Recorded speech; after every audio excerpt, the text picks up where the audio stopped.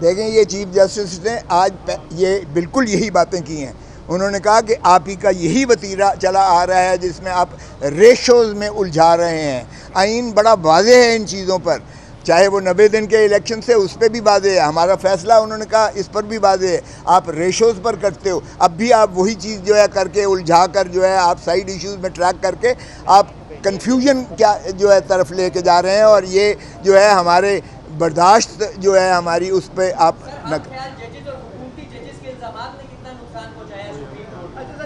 کوئی ہم خیال اور کوئی حکومتی نہیں ہے. معاف کیجئے گا، جج ہے اور ججوں میں اختلاف رائے خوش آئند بات ہے اور تسلیم شدہ بات ہے.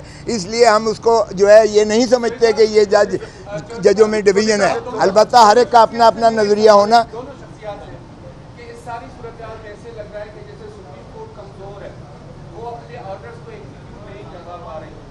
آپ دونوں سینئر ہیں، آپ نے بہت اس طریقے سے سیاست دیکھی، عدالت کے اندر کیا ہوتا رہا ماضی میں.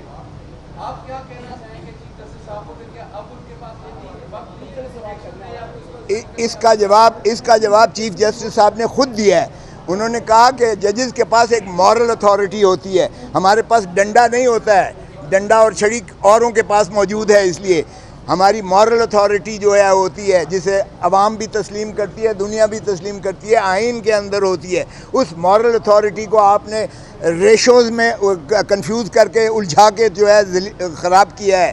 ہم آئین پر عمل داری کرتے ہیں، ہم کسی کے جواب دینے ہیں. اس کا جواب خود چیف جسٹس صاحب نے دے دیا ہے. اس لیے